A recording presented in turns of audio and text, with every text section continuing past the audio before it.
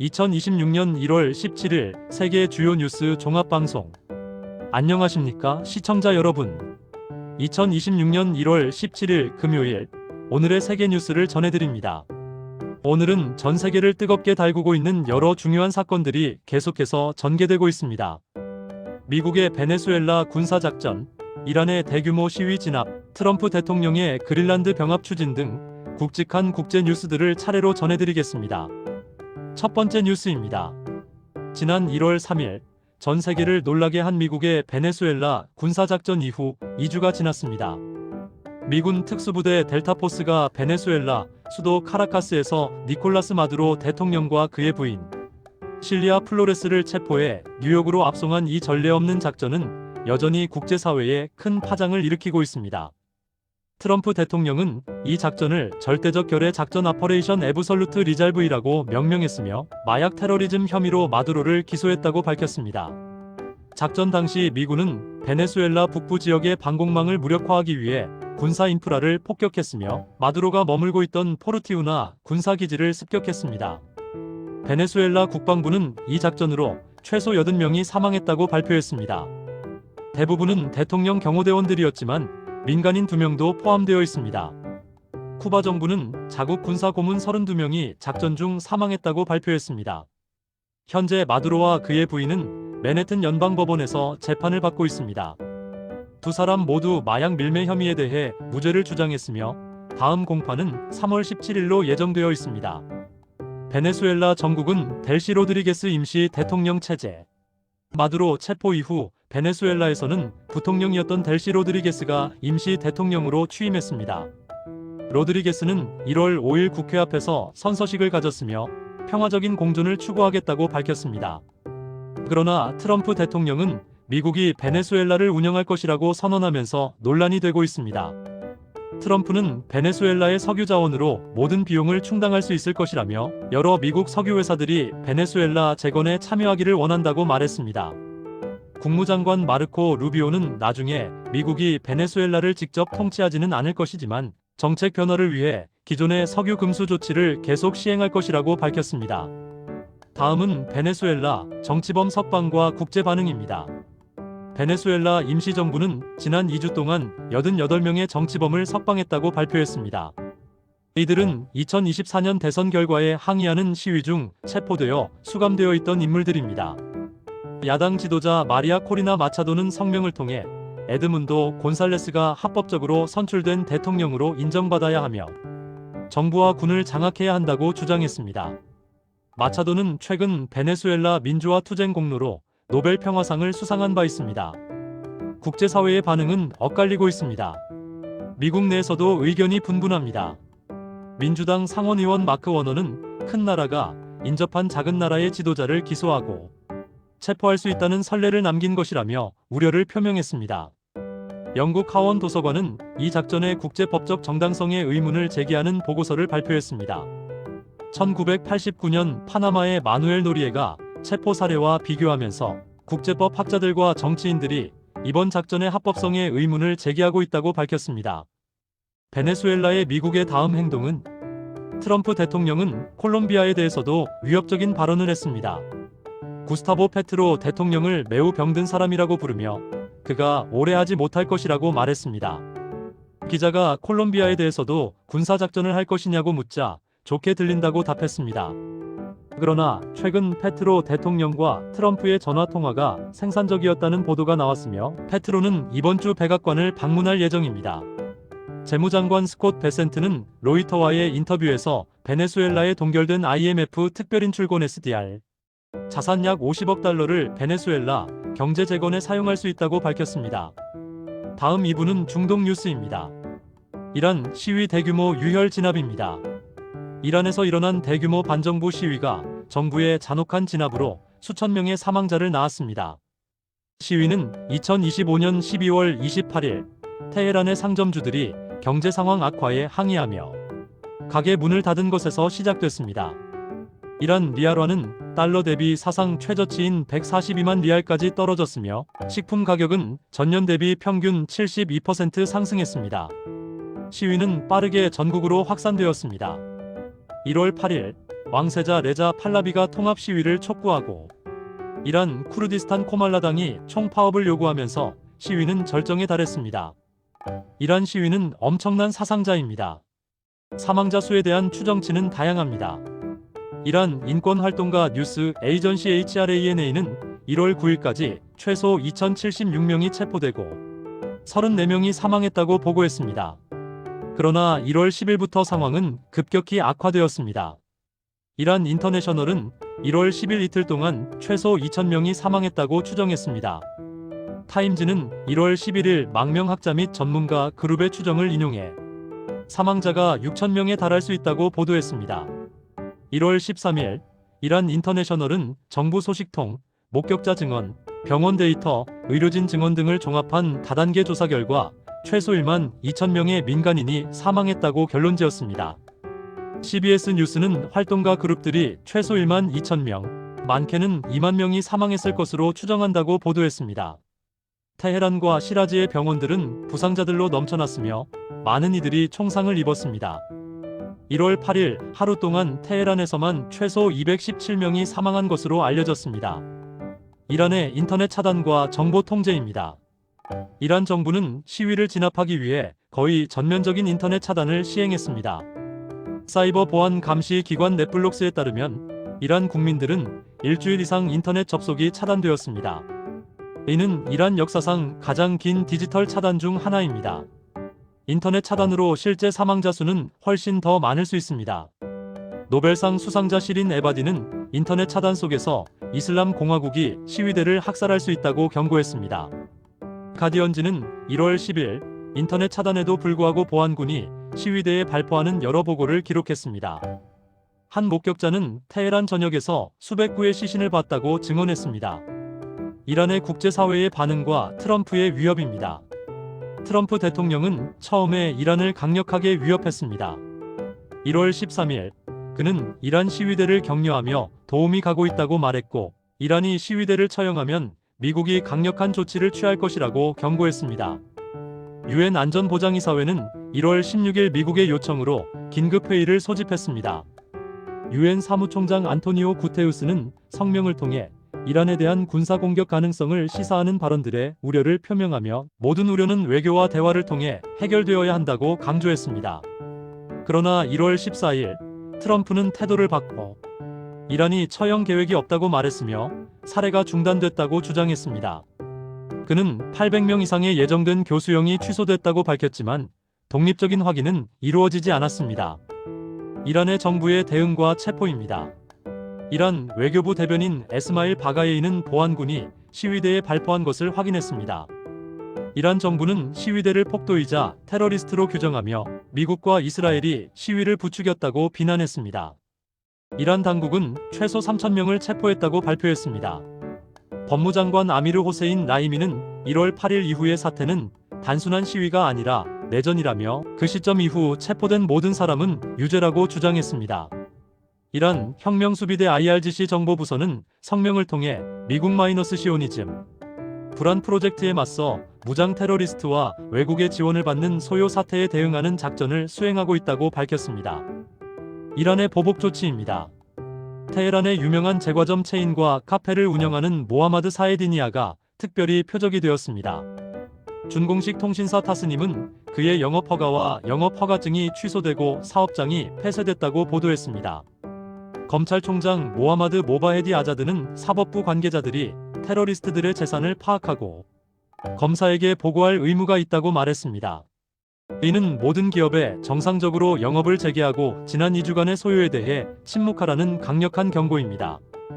이란의 현재 상황 1월 16일 현재 테헤란과 다른 도시들의 거리는 대체로 평온을 되찾았지만 보안군의 강력한 존재감이 유지되고 있습니다. 인터넷은 여전히 차단되어 있으며 많은 이란인들은 상황이 다시 악화될 수 있다는 불안감 속에 있습니다. 금요일 설교에서 고위 성직자 아흐마드 카타미는 구금된 시위대에 대한 사형을 요구하며 트럼프 대통령을 위협했습니다. 사형 집행이 실제로 이루어질지는 아직 불확실합니다. 다음은 3부 유럽 및 북극 뉴스입니다. 그린란드 사태입니다. 트럼프의 병합 추진입니다.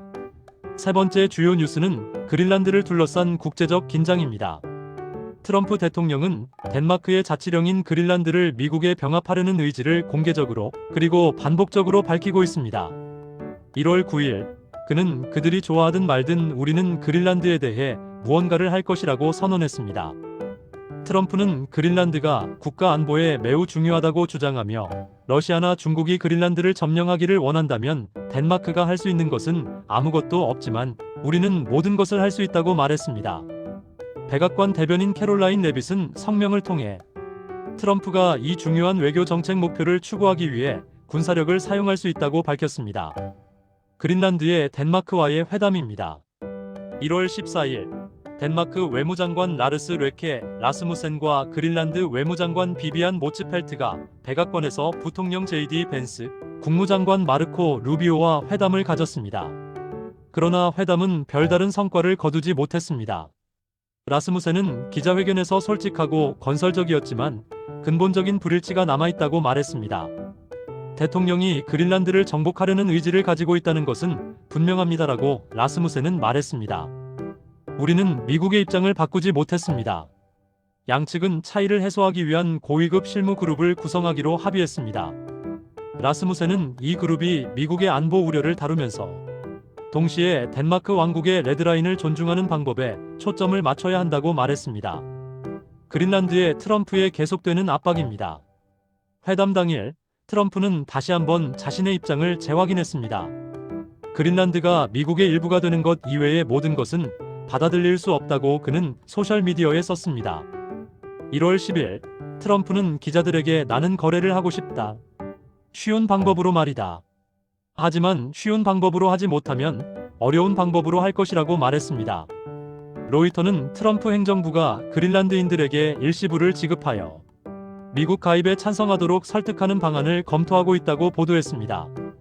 그러나 트럼프는 아직 그린란드를 위한 돈에 대해 이야기하고 있지 않다고 말했습니다. 그린란드의 덴마크와 유럽의 반응. 덴마크 총리 메테 프레데릭센은 미국이 그린란드를 점령하기 위해 군사력을 사용하면 NATO의 종말이 될 것이라고 경고했습니다. 덴마크는 NATO 회원국으로서 그린란드를 방어할 의무가 있으며 다른 유럽 NATO 동맹국들도 마찬가지입니다. EU 국방위원 안드리우스 쿠빌리우스도 유럽이 그린란드의 NATO 동맹국들이 미국의 점령 시도로부터 그린란드를 보호해야 한다면 미국과 대치해야 할 것이라고 말했습니다. 1월 5일 그린란드 총리 옌스 프레데리크 닐센은 소셜미디어에 이제 그만이라고 썼습니다. 더 이상의 압박은 안 됩니다. 더 이상의 암시도 병합의 환상도 안 됩니다. 우리는 대화에 열려 있습니다. 논의에 열려 있습니다. 하지만 이것은 적절한 경로를 통해 국제법을 존중하며 이루어져야 합니다. 그린란드 5개 정당의 지도자들은 1월 10일 공동 성명을 발표하여 미국이 우리나라를 경멸하는 것을 끝내라고 요구했습니다. 우리는 미국인이 되고 싶지 않고 덴마크인이 되고 싶지도 않습니다. 우리는 그린란드인이 되고 싶습니다. 그린란드의 군사적 대응입니다. 덴마크 국방장관 트럴스룬드 폴센은 북극과 북대서양에서 덴마크의 군사적 주재와 훈련 활동을 증가시킬 것이라고 발표했습니다. NPR은 프랑스, 독일, 노르웨이, 스웨덴을 포함한 여러 유럽 국가의 군대가 1월 14일 회담 이후 그린란드에 도착하고 있다고 보도했습니다.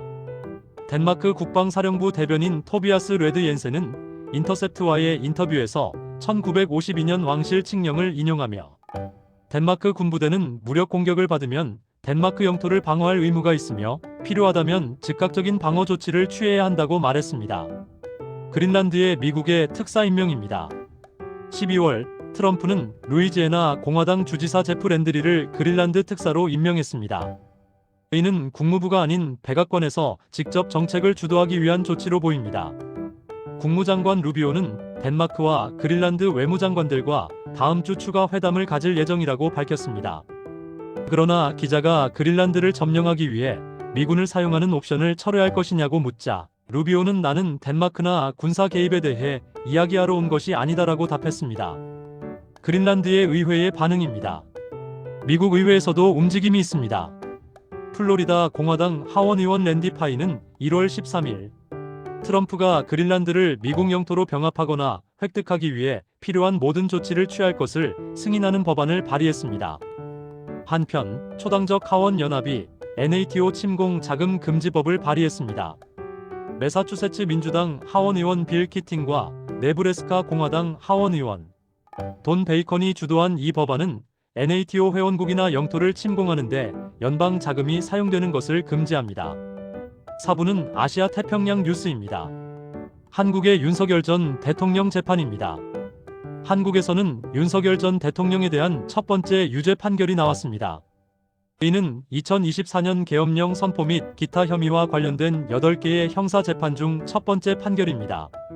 검찰은 별도의 재판에서 윤 전 대통령에 대한 사형을 구형했던 것으로 알려졌습니다. 한국 정치는 이 전례 없는 사태로 큰 혼란을 겪고 있습니다. 다음은 호주의 소셜미디어 연령 제한입니다.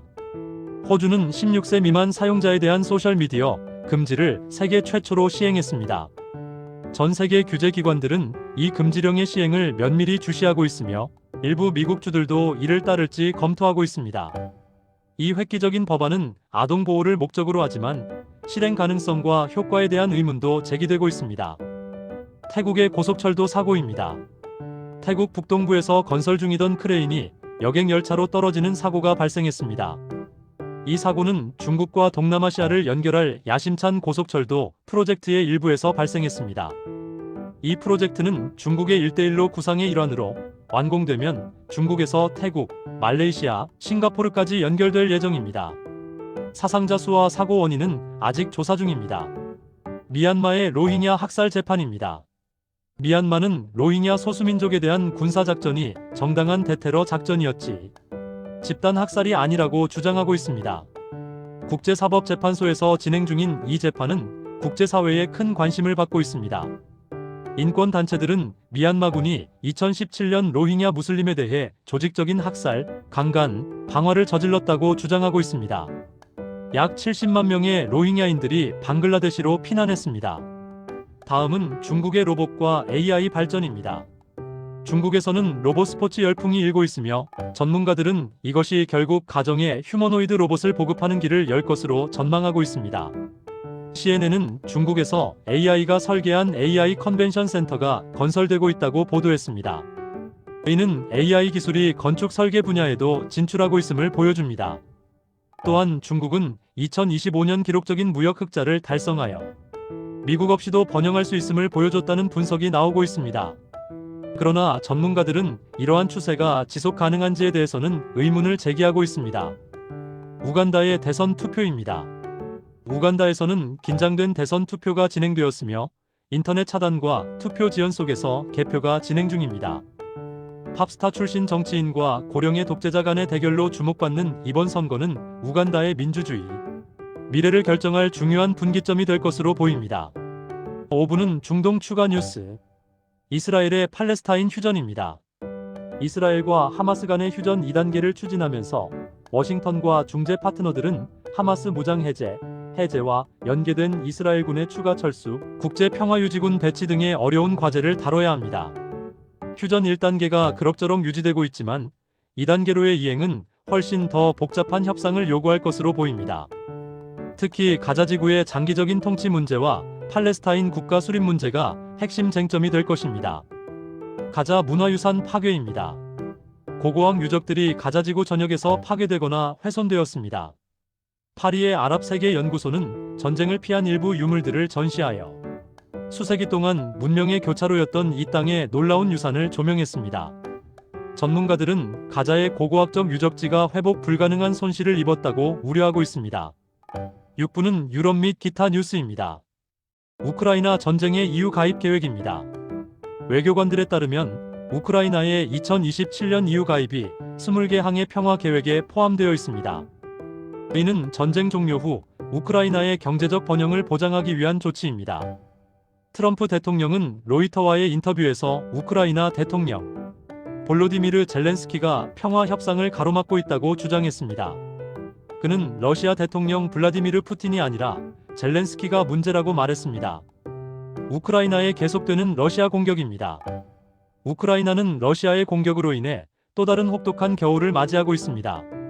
키이우는 안정적인 전기나 난방 없이 지내고 있으며 주민들은 추위에 대처하기 위해 비상센터에 의존하고 있습니다. 유로뉴스는 우크라이나 시민들의 고통스러운 겨울 생활을 집중 조명했습니다.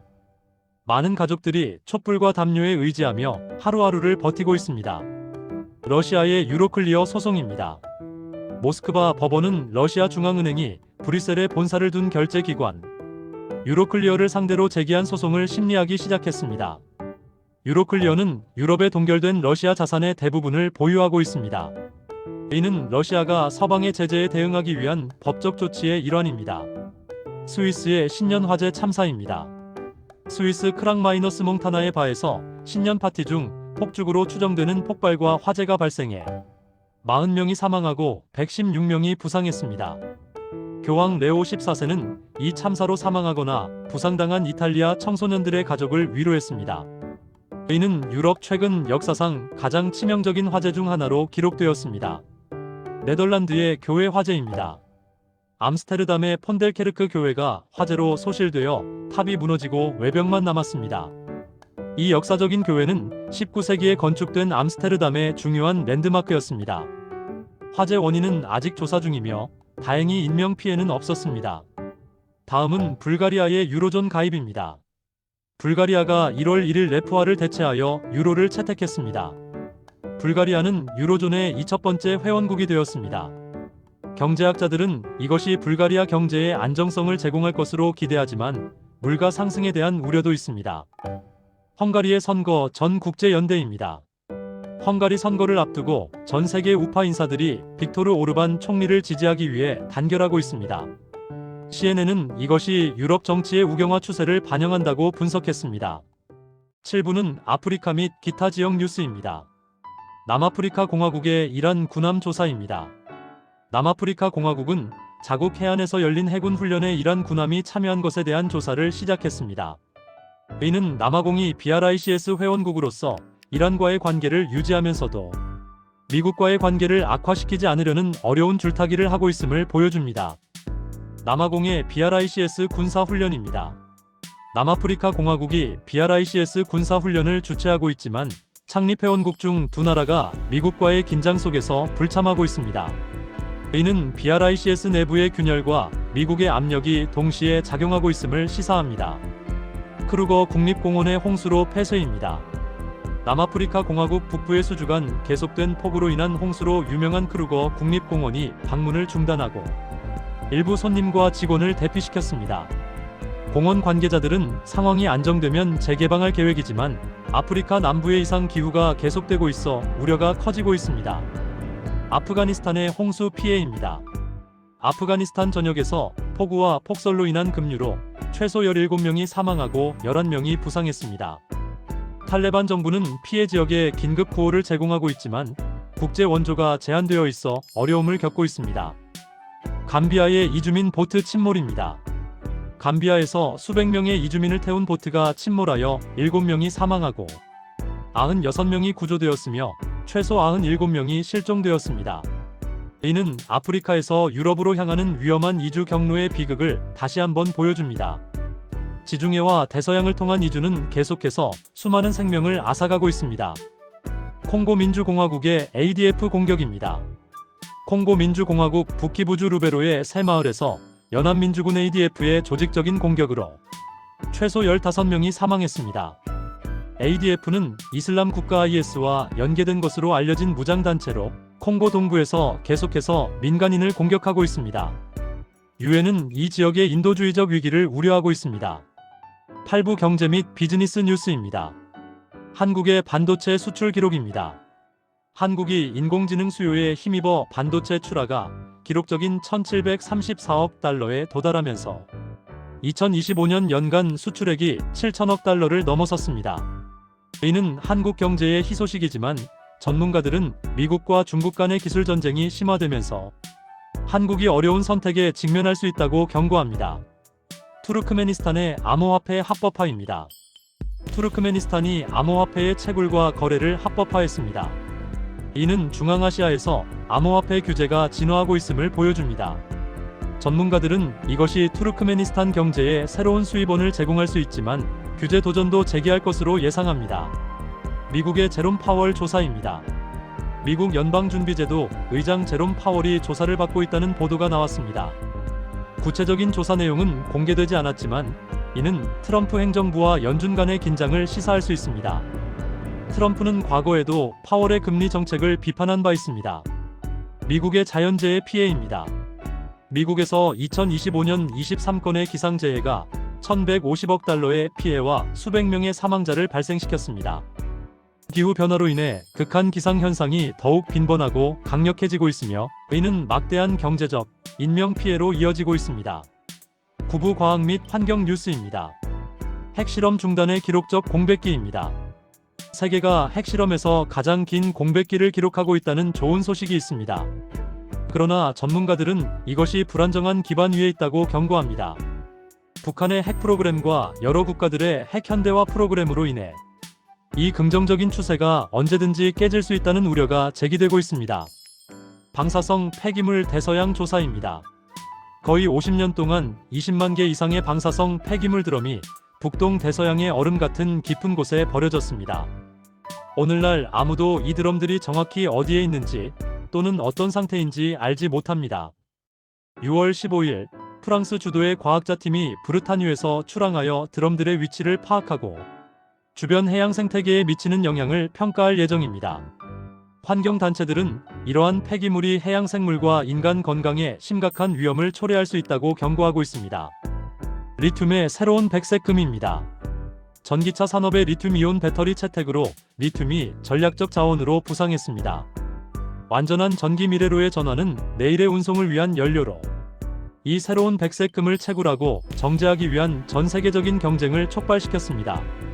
세계 공인 매장량의 65% 이상을 보유한 아르헨티나, 볼리비아, 칠레로 구성된 라틴 아메리카의 리튬 트라이앵글이 21세기의 사우디아라비아가 될 수 있을까요?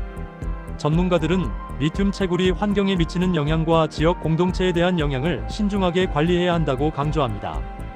10부 문화 및 스포츠 뉴스입니다. 이탈리아의 키아라 페라니 무죄입니다. 이탈리아 인플루언서 키아라 페라니가 판도로 게이트, 케이크 스캔들과 관련된 사기 혐의에서 무죄 판결을 받았습니다. 이 사건은 인플루언서 마케팅의 윤리적 문제와 소비자 보호에 대한 논의를 촉발시켰습니다. 건축가 로버트 A. M. 스턴 별세입니다. 저명한 미국 건축가 로버트 A. M. 스턴이 86세의 나이로 별세했습니다. 그는 포스트모던 건축의 주요 인물 중 한 명이었으며 많은 상징적인 건물들을 설계했습니다. 건축계는 그의 업적과 영향력을 기리고 있습니다. NCAA 농구의 승부 조작 혐의입니다. 미국에서 10여 명 이상의 NCAA 농구 선수들이 승부 조작과 관련하여 기소되었다고 검찰이 발표했습니다. 대학 운동에서 돈이 자유롭게 흐르는 새로운 세계. 무질서 속에서 도박이 역할을 하고 있는 것은 놀라운 일이 아니라는 분석이 나오고 있습니다. 이는 대학 스포츠의 상업화와 도박의 결합이 초래한 심각한 문제를 드러냅니다. 다음은 FC 바르셀로나 여자팀의 기록 달성입니다. FC 바르셀로나 여자팀이 요한 크루이프 스타디움에서 600골을 달성했습니다. 1월 14일 아틀레티코 마드리드와의 리가 F17라운드 경기에서 5-0 승리를 거두며 알렉시아 푸텔라스가 600번째 골을 넣었으며 현재 총 604골을 기록하고 있습니다. 클라우디아 피나는 이날 100경기 출전 이정표를 달성했습니다. 폴란드 스트라이커 에바 파요르는 12월에 리가 F2달의 선수로 선정되었습니다. 축구의 테르 슈테겐 임대 임박 소식입니다. 독일 골키퍼 마르크 마이너스 앙드레 테르 슈테겐의 지로나 임대가 한 걸음 남았다고 문도 데포르티보가 보도했습니다. 산탄데르에서의 벤치 생활이 시즌 종료까지 정기적으로 뛰기 위한 임대 움직임을 가속화하고 있으며 월드컵을 앞두고 국가대표팀에 복귀하기 위한 것으로 보입니다. 11부 기타 국제 뉴스입니다. 프랑스와 IT 관계입니다.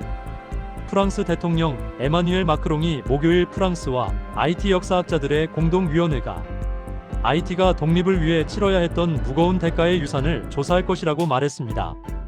이는 프랑스가 19세기에 전 식민지 IT로부터 거액의 배상금을 받아낸 지 2세기 후의 일입니다. 그러나 그의 성명에는 IT의 배상 요구에 대한 언급은 없었습니다.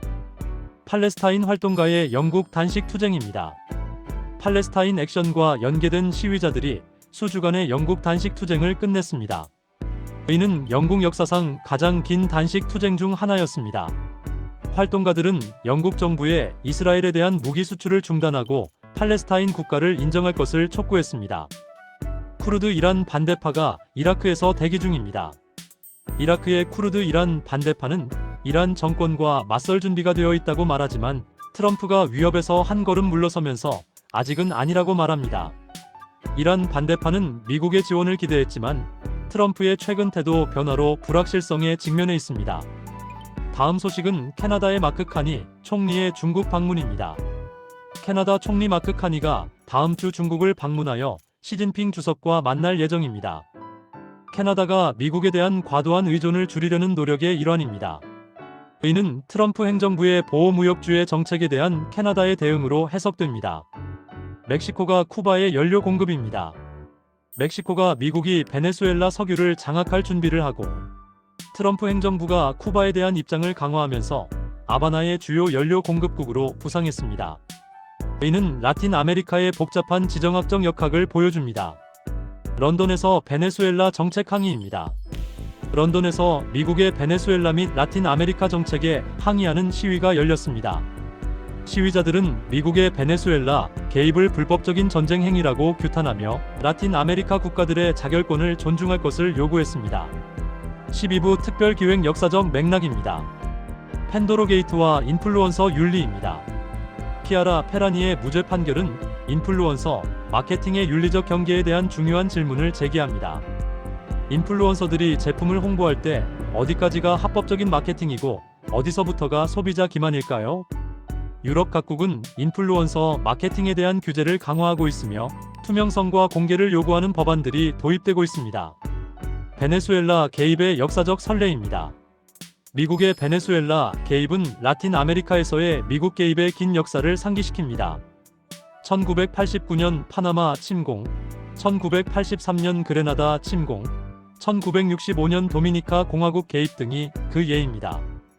그러나 21세기 들어 이런 직접적인 군사 개입은 드물어졌고 이번 베네수엘라 작전은 국제법과 주권 존중이라는 전후 질서에 대한 중대한 도전으로 간주되고 있습니다. 이란 시위의 역사입니다. 이란에서는 1979년 이슬람 혁명 이후 여러 차례의 대규모 시위가 있었습니다.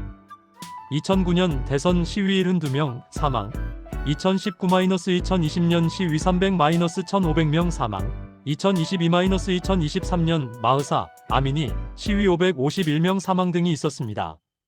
그러나 2026년 시위는 사망자 규모에서 이전의 모든 시위를 능가할 수 있으며 1981-1982년 학살 3,400명 처형과 1988년 학살 1,000-3만 명 처형 이후 가장 큰 학살로 기록될 수 있습니다.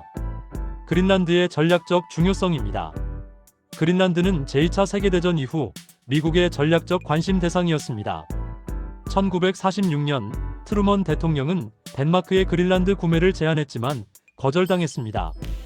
대신 미국은 1951년 조약을 통해 툴레의 공군 기지를 건설할 권리를 얻었습니다. 냉전 시대 동안 그린란드는 소련의 미사일에 대한 조기 경보 시스템의 핵심 지점이었습니다. 21세기에는 기후 변화로 북극 항로가 열리고 희토류 광물의 중요성이 커지면서 그린란드의 전략적 가치가 다시 부각되고 있습니다. 시청자 여러분, 지금까지 2026년 1월 17일 금요일의 주요 세계 뉴스를 전해드렸습니다. 오늘은 베네수엘라에서의 마두로 대통령 체포 후속 상황, 이란의 대규모 시위 진압과 수천 명의 사망, 트럼프 대통령의 그린란드 병합 추진과 NATO 동맹국들과의 긴장, 우크라이나 전쟁의 지속, 아시아-태평양 지역의 다양한 정치적 변화들을 살펴봤습니다. 전 세계가 큰 변화와 불확실성의 시기를 겪고 있습니다. 국제 질서, 주권의 원칙, 인권의 보호라는 전후 체제의 근간이 도전받고 있습니다. 베네수엘라와 그린란드를 둘러싼 상황은 국제법의 한계와 강대국의 힘이 어떻게 작용하는지를 보여주고 있습니다. 이란에서의 유혈 진압은 권위주의 정권이 권력을 유지하기 위해 어디까지 갈 수 있는지를 보여줍니다. 한편 기술의 발전, 기후변화, 경제의 세계화는 계속해서 우리의 세계를 재편하고 있습니다. 한국의 반도체 수출 기록은 기술이 경제적 번영의 핵심임을 보여주며 자연재해의 증가는 기후변화에 대한 긴급한 대응이 필요함을 상기시킵니다. 앞으로 며칠과 몇 주 동안 이 모든 상황들이 어떻게 전개될지 주목해야 할 것입니다. 베네수엘라에서 미국이 실제로 어떤 역할을 할 것인지, 이란 정권이 시위대에 대한 보복을 어느 정도까지 강행할 것인지, 그린란드를 둘러싼 미국과 유럽의 긴장이 어떻게 해소될 것인지가 중요한 관전 포인트가 될 것입니다. 내일도 전 세계의 최신 뉴스와 분석을 가지고 찾아뵙겠습니다. 시청해주셔서 감사합니다.